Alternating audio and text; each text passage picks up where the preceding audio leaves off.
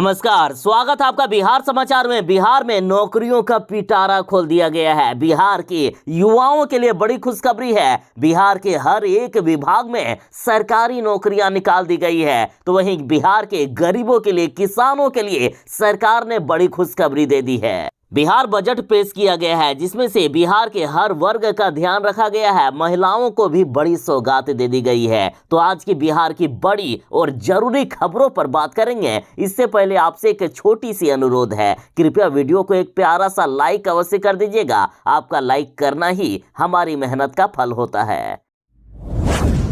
Bihar budget पेश किया गया, जिसमें से महागठबंधन की सरकार ने महिलाओं को कई बड़े तोहफे दे दिए हैं। जैसे बजट में महिला शक्ति पर बल देते हुए यूपीएससी और बीपीएससी की तैयारी के लिए सरकार सीधे मदद देगी। देखिए, बड़ी खबर है कि यूपीएससी और बीपीएससी की तैयारी करने वाले बिहार के छात्राओं और महिलाओं को सरकार 1.5 लाख रुपए देगी। और जिसमें से बीपीएससी और यूपीएससी की तैयारी में मुख्य परीक्षा के लिए 50,000 रुपए दिए जाएंगे और साक्षात्कार की तैयारी के लिए 1-1 लाख रुपया दिया जाएगा। अब बिहार बजट में इस प्रावधान से महिलाओं के आत्मनिर्भर होने में धन अब रोड़ा नहीं बनेगा। बिहार की बेटियां चाहे गरीब परिवार की क्यों ना हो, वो यूपीएससी और बीपीएससी की आसानी से तैयारी कर पाएगी।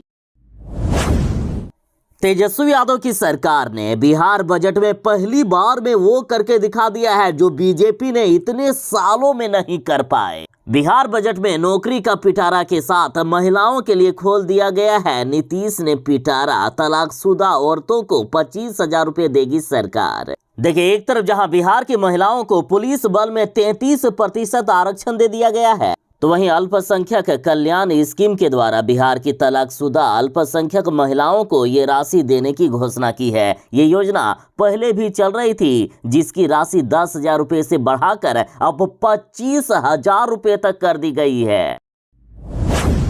बिहार बजट में नीतीश तेजस्वी की सरकार ने बिहार में नौकरियों का पिटारा खोल दिया है। युवाओं को 10 लाख सरकारी नौकरी के साथ 10 लाख रोजगार भी दिया जा रहा है। या यूं कहिए कि बिहार बजट में युवाओं की बल्ले बल्ले हो गई है। देखिए, बिहार में एक तरफ जहां पुलिस विभाग में 75,543 पदों पर बहाली होने वाली है, तो वहीं बिहार के स्कूलों में 40,506 प्रधान शिक्षकों की बहाली होने वाली है। तो वहीं बीपीएससी में 49,000 पदों पर बहाली होगी। तो वहीं एसएससी में 2900 पदों पर सरकारी नौकरियां दी जाएगी। साथ ही तकनीकी सेवा आयोग में करीब 12,000 पदों पर भर्तियां होने वाली है। यानी इस तरह से कुल 63,900 पदों पर सरकारी नौकरी दिए जाने की योजना है। तो वहीं नर्सिंग संस्थानों में 165 ट्विटर के पदों पर बहाली की जाएगी और लगभग 10,550 एएनएम की नियमित नियुक्ति की जाएगी। साथ ही सरकारी स्कूलों में शारीरिक शिक्षकों की बहाली होगी। 2500 पदों पर यह बहालियां होने वाली है। तो वहीं 7वें चरण में लगभग 3 लाख सरकारी शिक्षकों की बहाली होगी। 7वें चरण की शिक्षक बहाली में माध्यमिक स्कूलों में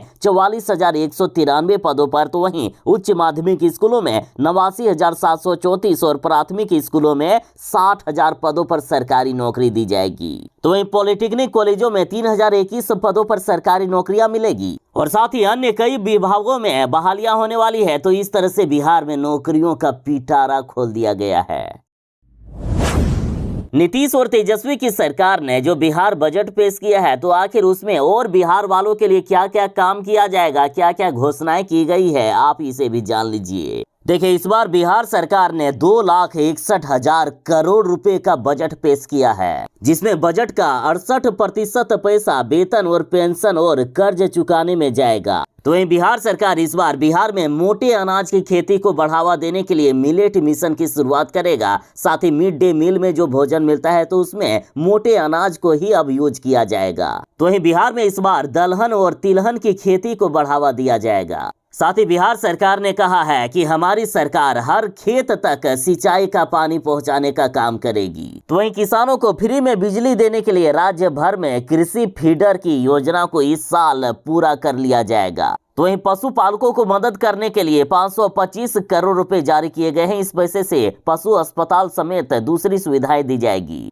तो वहीं इंदिरा आवास योजना के तहत अनुसूचित जाति और जनजाति के अधूरे मकानों को पूरा करने के लिए फिर से उन गरीबों को 50,000 रुपए दिए जाएंगे। साथ ही बिहार के हर ग्राम पंचायत के हर वार्ड में सोलर स्ट्रीट लाइट लगाए जाएंगे। बिहार के हर बालिकाओं को साइकिल दिया जाएगा जो सरकारी स्कूल में पढ़ेंगे। तो वहीं सरकारी स्कूल की बच्चियों को पोशाक के लिए 100 करोड़ रुपए खर्च किए जाएंगे। बिहार में मदरसों को मॉडर्न जमाने का बनाया जाएगा। साथ ही नारी शक्ति योजना के लिए 60 करोड़ रुपए खर्च होंगे। मैट्रिक में फर्स्ट आने वालों को प्रोत्साहन राशि देने के लिए 94 करोड़ रुपए खर्च किए जाएंगे। सरकार इस बार शिक्षा क्षेत्र में 22% से भी ज्यादा खर्च कर रही है। साथ ही आप ये भी जान लीजिए कि बजट का ज्यादातर पैसा केंद्र सरकार से मिलेगा।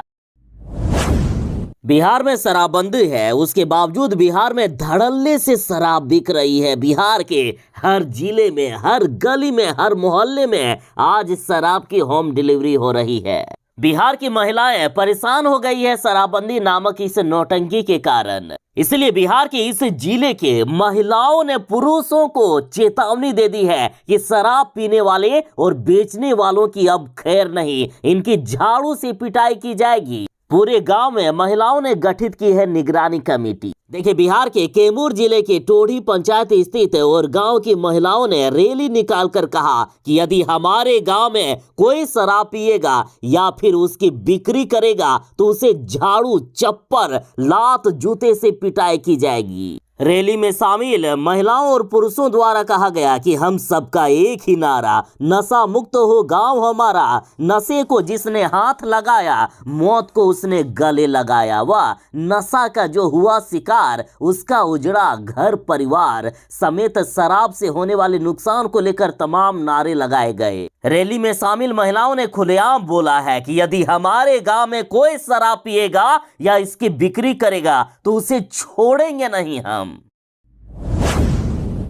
बजट सत्र के दौरान विधानसभा में देख लीजिए किस प्रकार की बोलियों का प्रयोग किया जा रहा है। बिहार सरकार के नेताओं ने बीजेपी नेताओं को गद्दारों की औलाद बता दिया। देखिए, सीपीआई के विधायक महबूब आलम ने बीजेपी वालों को सावरकर की औलाद कहा है। साथ ही कहा है कि ये लोग गद्दारों की औलाद है, ये लोग देशद्रोहियों की औलाद है। महबूब आलम यही नहीं रुके, इन्होंने यहाँ तक कहा कि हमारे शहीद कुर्बान हो रहे थे तब ये लोग अंग्रेजों के तलवे चाट रहे थे। इसलिए हमारे मुख्यमंत्री बार बार बोलते हैं कि आजादी की लड़ाई में आप लोगों का क्या हिस्सा है, आप लोग बताते क्यों नहीं हो। महबूब आलम ने बीजेपी से कहा है कि जिस सरदार वल्लभ भाई पटेल का सहारा लेते हैं वह हमारी विरासत है, जिस सुभाष चंद्र बोस का सहारा लेते हैं वह भी हमारी विरासत है। तुम्हारे पास कुछ नहीं है बीजेपी वालों, अंग्रेजों के तलवे चाटने के सिवाय।